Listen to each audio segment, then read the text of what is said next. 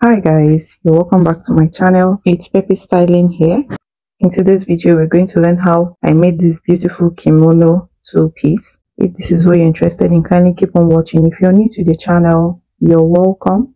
Consider hitting the subscribe button and turn on your notifications so you get notified whenever I upload new videos. And if you're a returning subscriber, you're welcome back. Thank you so much for sticking with us. Without wasting much time, let's get right into today's video. Okay, so the first thing I did here is I folded my fabric into four. Like I folded it two and then I folded it again because I will be cutting both the front and the back at the same time. Okay, so this is going to be my shoulder line, and to know the amount of fabric to put on fold, you're going to divide your biggest part of your body by 4 and then you add extra 3 inches to it. On the shoulder line, I'm going to mark half of the shoulder measurement. Okay, so your shoulder divided by 2. That's what I'm going to mark here, and I added extra 1 inch. Okay, and then from that point I came down by 1 inch for the shoulder slope. And for the neck, I'm going to make it 3 inches wide and then 1.5 because we're cutting only the back neckline for now. Okay, 3 inches wide and 1.5 inches deep, and then I'm going to connect the shoulder slope.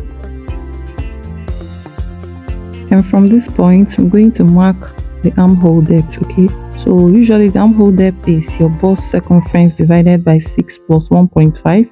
But what I have for this one is 9.5. I'll be adding extra 1 inch. Reasons because it's a kimono, so the armhole is supposed to drop. It's supposed to be very free. Okay, normally kimono is usually cut together sleeve, but this kimono is going to be lined. That's why we're cutting the sleeves separately. Okay, so here I'm just going to mark the armhole curve. Notice that the curve didn't go very deep. So next thing, we're going to measure the full length of this kimono, which is 36 inches, and I'll be adding extra 2 inches for seam allowance. Okay, so just make it as long as you want it to be. So I'm just going to mark the same thing on this point, and then I'll connect with a straight line. Okay, so on this part, I'm going to mark the biggest part of the body. Okay, so if it's the hip measurement, you divide by 4 and add extra inches. So I'm adding extra 4 inches here, which I later reduced to 3 inches. That's 2 inches for ease and 1 inch out for seam allowance. Okay, but if it's the bust that is the biggest part, you use the biggest part of your body and then you add the extra seam allowance. Okay, so feel free, depends on how free you want this kimono to be. If you want it very free, you can add as much as 5 extra inches to your main body measurement. Okay, so the next thing, I'm just going to cut this out. Now we're going to separate the front from the back. Okay, so at this point I lost some clips. I didn't know that my phone wasn't recording, so I had to continue the illustration with this paper. Not to worry, you're going to understand it very well. Okay, so here I'm just separating the front from the back. Okay, so now coming over to the front, I'm going to put it back on fold, and from the tip of the neckline like so, I'm just going to connect with a straight line all the way to the hemline, just like so, and then we're going to cut this part out.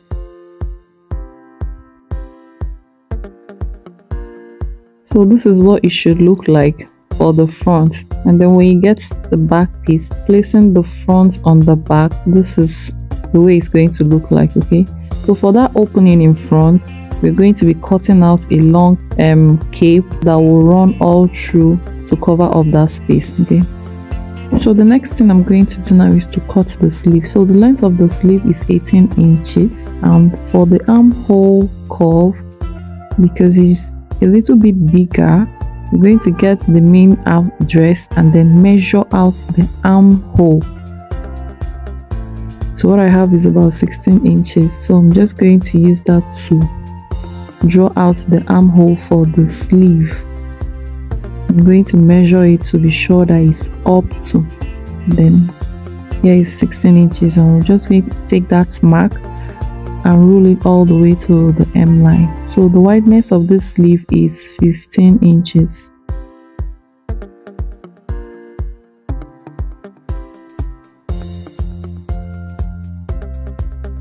Okay, so on this lower part, I'm just going to give it a curve, like 1 inch upwards. I'm just going to cut it off just like so, and that is it for the sleeve. Okay, so here I already cut out the lining for the back, and the lining is 2 inches shorter than the main fabric. Okay,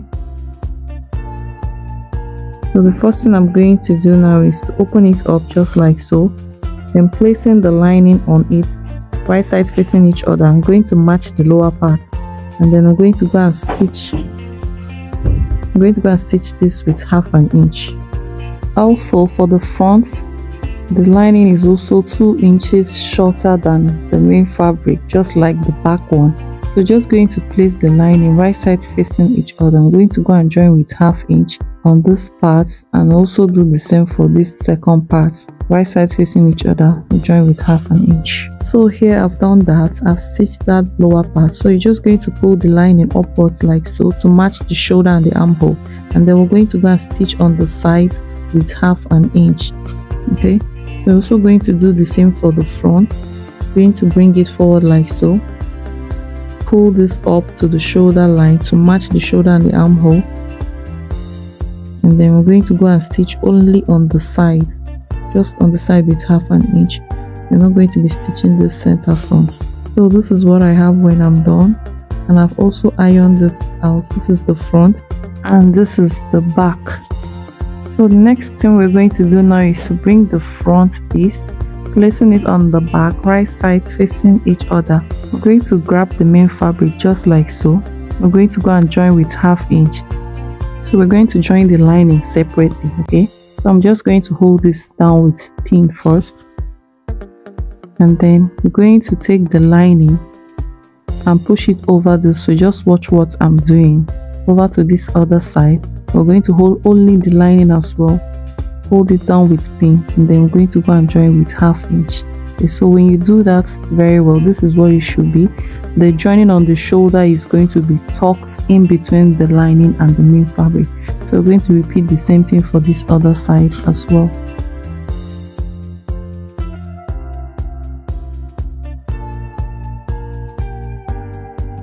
So here I've done that. So the next thing I will do now is to go and fix the sleeve. I also turn the sleeve with lining as well. So this is what we'll have when I'm done. The next thing I'm going to do now is from the front, from the hem of the front, you're going to measure all the way across the back, and then come over to the front. When your tape stops, you continue the measurement. So my tape stopped somewhere and I continued. I had like 83 inches. So now I'm going to, I have this strap that I already cut out, it's on fold, and I also added interfacing to it. Okay, and it should be the same length as what we measured, 83, and the wideness is 2 inches on fold. Okay, so what I'm just going to do is to get the kimono just like so, and from this end we're going to attach it to the dress. So I'm just going to use this thing to clip it. Okay, remember that the down part of this kimono is already turned with lining, so this strap or the cape is supposed to turn the edges. Okay, I'm going to show you what I mean. Okay, so like when you get to this part, you're just going to turn it this way. Okay, you're just going to close this place, and then you turn it to the front, and then stitch everything down.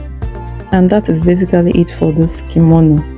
Thank you guys so much for watching. If you're yet to subscribe to my channel, please hit the subscribe button. To my returning subscribers, you guys are the best. See you guys in my next video. Bye.